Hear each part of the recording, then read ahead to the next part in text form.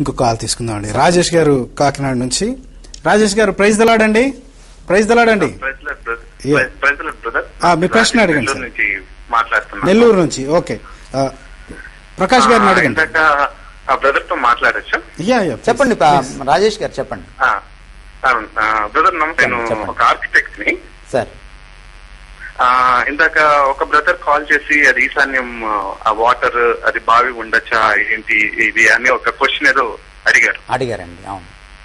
అది దానికి నా సమాధానం ఏంటంటే యాజ్ ఎ క్రిస్టియన్ గా యాజ్ ఆర్కిటెక్ట్ గా నేను చెప్పిన సమాధానం ఏంటంటే చాలా మంది ఏం చేస్తుందంటే ఈశాన్యం బాగుండాలి లేకపోతే ఇంకో దగ్గర ఉండకూడదు ఇది అంటుంటారు.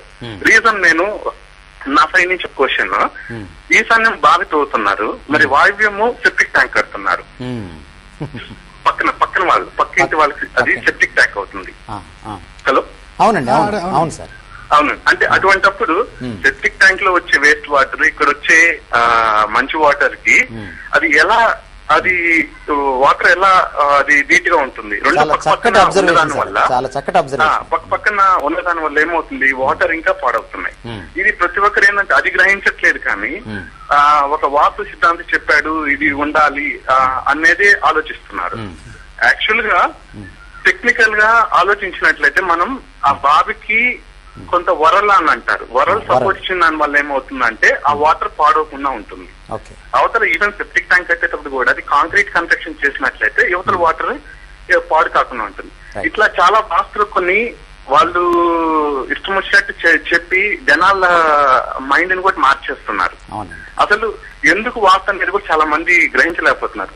ఈవెన్ మనం చాలా మంది చెప్తున్నారు ఏంటంటే సౌత్ సైడ్ ఎత్తుండాలి, నార్త్ సైడ్ డౌన్ ఉండాలి, వెస్ట్ సైడ్ ఎత్తుండాలి, ఈస్ట్ సైడ్ డౌన్ ఉండాలి అంటున్నారు. మరి ఇండియాకి వాస్తు ఎక్కడ ఉందండి? ఇండియాకి సౌత్ సైడ్ నార్త్ ఈస్ట్ లో ఎత్తుంది. నార్త్ సైడ్ చూస్తేమో నార్త్ ఈస్ట్ లో మనం యాక్చువల్ గా నీళ్లు ఉండాలి వాస్తు ప్రకారం. నార్త్ ఈస్ట్ లో నీళ్లు ఉండాలి, కానీ అక్కడ హిమాలయాలు ఉన్నాయి. సౌత్ వెస్ట్ లో నైరుతి ఉండాలి, ఎత్తు ఉండాలి, కానీ అక్కడ నీళ్లు ఉన్నాయి, పళ్ళ ఉంది మనకి. కానీ మన దేశం ఎంతో ఖనిజ సంపదలు ఆర్థికంగా కూడా మిగతా దేశాలతో కంపేర్ చేసుకుంటే ఎంత అభివృద్ధి చెందింది. ఇప్పుడు వాస్తు ప్రకారం అయితే ఇది రాంగ్, కానీ ఎలా మన దేశం ఒక అభివృద్ధి చెందిన దేశంగా, అభివృద్ధి చెందుతున్న దేశంగా కూడా ఉంది. సో ప్రతి ఒక్క క్రైస్తవుడు కూడా ఇలా పక్కన వాళ్ళు చెప్పేది నమ్మి ఈ వాస్తుని పట్టించుకోవద్దని ఒక ఆర్కిటెక్ట్ గా నేను చెప్తున్నాను. చాలా మంచి మాట. Thank you so much for your inputs Rajesh గారు. Thank you so much. ఒక ఆర్కిటెక్ట్ చాలా చక్కటి మాట. నిజానికి సైన్స్ ని అంటే ఆర్కిటెక్చర్ ని లేకపోతే సివిల్ ఇంజనీరింగ్ ని బాగా స్టడీ చేస్తే అవి వాస్తుకు వ్యతిరేకంగా ఉంటాయి. ఇప్పుడు ఈయన చెప్పిన ఎగ్జాంపుల్ ఒక మచ్చు తునక మాత్రమే. సో కాబట్టి ఆయన సజెషన్ మనం తీసుకోవాలి. మన వీక్షకులందరూ కూడా ఆ విషయాన్ని గమనించాలి. ఈస్ట్ గోదావరిలో ఒక సెక్ట్ ఉంది, ఒక శాఖ ఉంది. వాళ్ళని యావే సమాజం అంటాం. వాళ్ళు ఏం చెప్తున్నారంటే మొదట మీ దగ్గరికి రాగానే ఫస్ట్ మీ పేరేంటని అడుగుతారు. వాళ్ళు మీ పేరు చెప్తారు. మీరు ఉదాహరణకి మీ పేరు మోషే అని చెప్పారు, లేకపోతే మీ పేరు రాజేష్ అని చెప్పారు. ఇంగ్లీష్ లో మీ పేరు ఏంటి అని అడుగుతారు. ఇంగ్లీష్ లో రాజేషే కదా అంటారు. మీరు అసలు ఏమీ లేకుండా బ్యాక్గ్రౌండ్ అడుగుతారు వాళ్ళు. సో మీకేమీ తెలియదు. హిందీలో ఏంటి మీ పేరు అంటారు. హిందీలో కూడా రాజేషే కదా, ఏంటి అలా అడుగుతున్నారు అంటారు. మరి యేసు ప్రభుని తెలుగులో యేసు, హిందీలో ఈషు మసి, ఇంగ్లీష్ లో జీసస్, ఇదేమిటి? ఇది తప్పు కదా. యేసుక్రీస్తుని హెబ్రీ నామంలోనే పిలవాలి, యెషువా అని పిలవాలి, లేకపోతే రక్షణ లేదని నెమ్మదిగా మీ దగ్గరికి వచ్చి చేరతారు వాళ్ళు. చివరికి త్రియేక దేవుడు కూడా లేదని చెప్తారు. మారు మనసు అనుభవం కూడా అక్కర్లేదని చెప్తారు. సంఘాలకి వెళ్ళక్కర్లేదని చెప్తారు. ఇది యావే సమాజం యొక్క సిద్ధాంతము, వ్యూహం. ఆ బ్యాక్గ్రౌండ్ నుంచి ఆయన అడుగుతున్నారు. ఈ మంచి మాట అడిగారండి మీరు. అయితే మీరు జంప్ అయ్యారు, మీరు ఎక్కడో స్టార్ట్ అయ్యి ఇక్కడికి వచ్చారు. సరే, ఎనీవే ఇది చాలా మంచి ప్రశ్న కాబట్టి మనం తీసుకుందాం ఈ డైగ్రెషన్ ని. వీళ్లతోటి దాదాపుగా 1994లో నేను కూర్చున్నాను డిబేట్ కి. 3 గంటలు డిబేట్ అయిపోయిన తర్వాత వాళ్ళు మాట వినట్లేదు, నేను చెప్పి వాళ్ళకి అర్థం కావట్లేదు. సో వాళ్ళని అడిగాను, సరే చెప్పండి పేరు, యెషువా పేరు చెప్పండి అని అడిగాను. పెన్ను పేపర్ తీసుకున్నాను, తీసుకొని రాయడం మొదలు పెట్టాను. చెప్తాను రాసుకోండి అన్నాడు అతను. స్పెల్లింగ్ చెప్పండి అని అడిగాను. YESHUA అని చెప్పాడు. ఇంగ్లీష్లో చెప్పద్దు, హెబ్రీలో చెప్పండి అన్నాను నేను. మరి హెబ్రీలో మాట్లాడాలి కదా. హెబ్రీలో భాషలో ఉన్నటువంటి యేసుక్రీస్తు పేరు ఎదుటి వాళ్ళకి చెప్పాలంటే, ఒక భారతీయుడికి, ఒక ముస్లింకి, లేకపోతే ఒక మలేషియా వాడికి చెప్పాలంటే నువ్వు ట్రాన్స్లేట్ చేయాలి కదా. ట్రాన్స్లేట్ చేయకపోతే అర్థం కాదు కదా. అప్పుడు బైబిల్ని కూడా హెబ్రీ భాషలోనే చదవాలి కదా. సరే, ఇవన్నీ పక్కన పెట్టండి. ఎఫెసీ పత్రిక 2వ అధ్యాయం 8వ వచనంలో రక్షణ గురించి ఉన్న మాట ఏమిటంటే, ఇది మీ వలన కలిగినది కాదు, కనుక ఎవడనూ అతిశయింప వీలు లేదు. చాలా బ్లాంకెట్ స్టేట్మెంట్ ఇది. రక్షణ మన వలన కలిగినది కాదు, మన స్వయం కృషి కాదు, మన గొప్పతనము, మన టాలెంట్ కానే కాదు. హైందవ మతంలో ఏముంటుందంటే మంత్రాన్ని ఇలానే ఉచ్చరించాలి. అలా ఉచ్చరించాలంటే వేద సంస్కృతాన్ని నేర్చుకోవాలి. ఆ వేద సంస్కృతాన్ని బ్రాహ్మణుడే నేర్చుకోవాలి. కాబట్టి మంత్రాన్ని అలా ఉచ్చరిస్తేనే నీకు మంచి జరుగుతుంది. ఇది హిందూ కాన్సెప్ట్. ఇప్పుడు క్రిస్టియానిటీలోకి వచ్చింది ఈ కాన్సెప్ట్. ఏమిటంటే యేసు ప్రభు నామాన్ని ఇలానే ఉచ్చరించాలి. ఉచ్చరించడంలో గొప్పతనం వల్ల రక్షణ వస్తే యేసుక్రీస్తు శిలువలో ఎందుకు చనిపోయినట్టు? యేసుక్రీస్తులో శిలువలో ఎందుకు చనిపోయినట్టు? నా ద్వారా తప్ప ఎవడునూ తండ్రి యొద్దకు రాడని ఎలా చెప్పినట్టు? ఇది మీ వలన కాదు, కలిగినది కాదని పౌలు ఎలా చెప్పినట్టు? ఒకవేళ యేసుక్రీస్తు నామాన్ని ఖచ్చితంగా ఉచ్చరించడం వల్ల నాకు పరలోకం వస్తే అది నా ఘనత అవుతుంది, కానీ శిలువ ఘనత అవ్వదు. సో కాబట్టి ఇది ఒక రాంగ్ డాక్ట్రిన్. ఓకే, మీకు చెప్తాను ఎందుకు ఇలా మారుతుంది. యేసు జీసస్ ఎందుకు అవుతాడు, జీసస్ ఈషు మసీ ఎందుకు అవుతాడు మీకు నేను చెప్తాను. చాలా సింపుల్ ఎగ్జాంపుల్ తీసుకొని మీకు చెప్తాను. ఇంగ్లీష్లో బ్యాంక్ అనే మాటని మీరు తెలుగులో రాయండి. ఎలా రాస్తారు?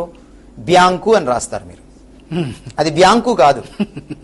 పోనీ యావత్తు తీసేస్తే బాంకు అవుతుంది. బాంకు కూడా కాదు. బ్యా sound. I'm N English professor. It is a bank, బ్యా సౌండ్. మ్యాట్, మ్యా సౌండ్. క్యాట్, క్యా సౌండ్. ఉన్నాయా తెలుగులో? లేవు.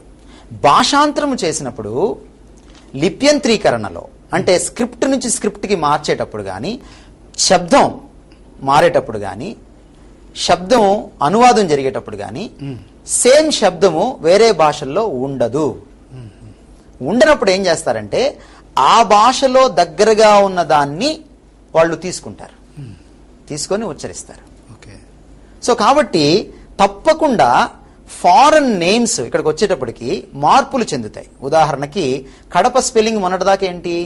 CUDDAPAH, కుడప్ప. వై? ఎందువల్ల? ఒక బ్రిటిషర్ కడపను కడప అని పలకలేకపోయాడు, ఎందుకంటే అది తెలుగు సౌండ్ కాబట్టి. సో కాబట్టి సౌండ్స్ ఏమవుతాయంటే స్లైట్ గా మార్పు చెందుతాయి భాష నుంచి భాషకు వెళ్ళినప్పుడు. కాబట్టి నామాలు ఏమవుతాయంటే పేర్లు స్లైట్ చేంజెస్. అందుకే మోజెస్ మోషే అయింది. సో ఆ చేంజ్ జరుగుతుంది. అయితే చేంజ్ జరగడం వల్ల ఏమైనా అరిష్టం జరుగుతుందా, అపప్రదం ఏమన్నా ఉంటుందా, లేకపోతే ఏదైనా నష్టం జరుగుతుందా, దేవుడికి ఏమైనా కోపం వస్తుందంటే రాదు. ఎందుకంటే నామము అనేది సౌండ్ని బట్టి లేదు, సౌండ్ని బట్టి లేదు. నామం అనేది వ్యక్తిత్వాన్ని బట్టి ఉంటుంది. యేసుక్రీస్తు ఏమన్నాడు? మీరు నా నామంలో ఏది అడిగినను నేను ఇస్తానన్నాడు. దాని అర్థం ఏంటంటే యేసు అనే మాట చివరిలో అంటే చాలు, ప్రభా నా భార్యతో నాకు విడాకులు దయచేయి అని నేను యేసునామంలో అడుగుతున్నాను అని అడిగాను అనుకోండి, యేసు ఇవ్వడు. ఎందుకంటే యేసునామాన్ని ఉచ్చరించినంత మాత్రాన్ని ఇవ్వడు. పోనీ యెషువా నామములు అంటే కూడా ఇవ్వడు. అంటే అక్కడ సౌండ్ కాదు, నా నామం అంటే నా క్యారెక్టర్. నా క్యారెక్టర్కి అనుగుణంగా నీ ప్రార్థన ఉంటే నేను దాన్ని నెరవేరుస్తానని దాని అర్థం. ఇందాక కూడా నేను నామం గురించి చెప్పాను. మోషేకి యెహోవా దేవుడు నా నామమును ప్రకటిస్తాడని. కాబట్టి యేసు నామములో బాప్తిస్మం ఇవ్వడం అన్నా, యేసు నామముననే రక్షణ ఉందన్న అర్థం ఏంటంటే యేసు అనే వ్యక్తి ద్వారా రక్షణ అని అర్థమే తప్ప యేసు అనే సౌండ్ ద్వారా రక్షణ అని కాదు ఇక్కడ అర్థం. ఇది మనం గమనించాలి. అలా ఒకవేళ గమనించకపోతే చాలా పెద్ద పొరపాటు చేస్తాం. యేసు సిలువను నిరర్ధకం చేస్తాం. సిలువ ద్వారా తప్ప ఎవ్వరూ పరలోక రాజ్యాన్ని చేరలేరు. ఒక ఆయన అంటాడు, ఒక థియోలాజియన్ ఏమంటాడంటే ఇన్కార్నేషన్ డివైడ్స్ టైమ్. యేసుక్రీస్తు ఈ లోకానికి వచ్చినప్పుడు నరావతారిగా క్రీస్తు పూర్వము క్రీస్తు శకము BC-AD టైంని డివైడ్ చేసింది. టైం మొదలు మనకు తెలియదు, టైం అంతం మనకు తెలియదు. బట్ జీసస్ని బేస్ చేసుకుని, ఆయన బర్త్ని బేస్ చేసుకుని ఈరోజు టైంని కొలుచుకుంటున్నాం మనం. Incarnation divides time, but the cross divides eternity అంటాడు. క్రాస్కి ఎవరైతే ఎస్ చెప్తారో వారు పరలోకంలో ఉంటారు, క్రాస్కి ఎవరైతే నో చెప్తారో వాళ్ళు నరకంలో ఉంటారు. అంతే తప్ప ఇంకా మరి దేన్ని బట్టి ఎవరు పరలోకానికి వెళ్ళరు. సౌండ్ని బట్టి, ఉచ్చారణను బట్టి, మన స్వయం కృషిని బట్టి వెళ్ళరు. ఓకే ఓకే, ఇంకో కాల్ తీసుకుందామండి. దివ్య గారు ఎలమంచిలో నుంచి కాల్ చేస్తున్నారు. సార్ దివ్య గారు, ప్రైజ్ దలాడండి. హలో, ప్రైజ్ దలాడమ్మా. నా పేరు దివ్య అండి. మీ ప్రశ్న అడగండి, ప్రకాష్ గారిని అడగండి, మీ ప్రశ్న అడగండి. అయితే ఇందాక ప్రకాష్ గారు చెప్పారు కదండి, వాళ్ళ మేనగోడలకి వచ్చి నమ్రత అని పేరు పెట్టారండి. హలో అమ్మా, చెప్పండి చెప్పండి దివ్య, వింటున్నానమ్మా. నమ్రత పేరు పెట్టారు కదా అండి. అయితే నేను కూడా బైబిల్ మీలా ఆలోచించి ఒక వ్యక్తి దగ్గరే మా పాపకు పేరు పెట్టించాను, సుచరిత అని పేరు పెట్టారు. రైట్ అమ్మా. అయితే ఆ పేరు వచ్చి నేను మామూలు ఇప్పుడు ఉన్న దైవజనుల దగ్గర ఎవరి దగ్గర చెప్పినా కూడా అది దేవుడికి సంబంధించిన పేరు అయితే ఏం కాదు, దేవుడి పేరంటే మరియా, ఎస్తేరు, రూతు ఇలాంటి పేర్లు అయితేనే దేవుడికి సంబంధించినవి అనేసి అన్నారు.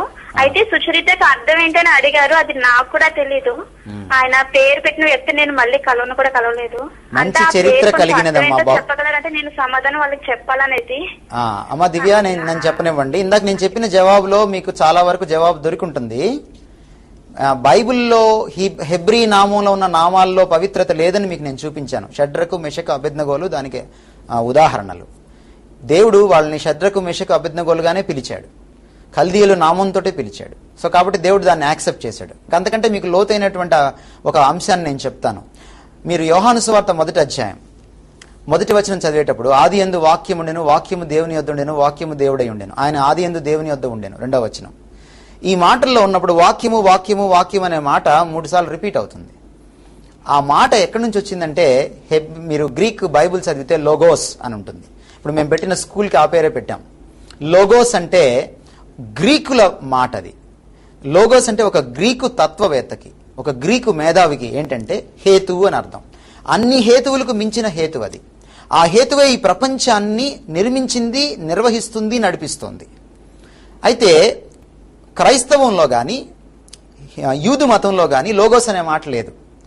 అయితే యోహాను అన్యులకు యేసుక్రీస్తు గురించి చెప్పాలని అనుకుని యోహాను సువార్తను రాసేటప్పుడు మొదటి పేజీలో, మొదటి వచనంలో, మొదటి లైన్లో అన్య పదాన్ని యేసుక్రీస్తుకి, సాక్షాత్తు యేసుక్రీస్తుకే వాడాడు. జీసస్ కి వాడిన పదం ఏంటంటే అన్య పదము లోగోస్. ఈ లోగోస్ ని గ్రీకులు ఒకవేళ చదివితే ఇది కేవలం హేతు అనుకుంటారని, ఈ లోగోస్ కి వ్యక్తిత్వం ఉందని ఆయన 2వ వచనంలో ఏమంటాడంటే, ఆ లోగోస్ అనకుండా ఆయన ఆది యందు దేవుని యొద్ద ఉండేని అంటాడు. ఎందుకంటే ఒక గ్రీక్ కి లోగోస్ అంటే ఇట్, ఒక హెబ్రియుడికి లోగోస్ అంటే హీ, వ్యక్తి. ఒక గ్రీక్ కి లోగోస్ కి వ్యక్తిత్వం లేదు. కానీ యేసు శిష్యుడైన యోహానికి లోగోస్ అంటే వ్యక్తిత్వం ఉన్నటువంటి యేసు అని అర్థం.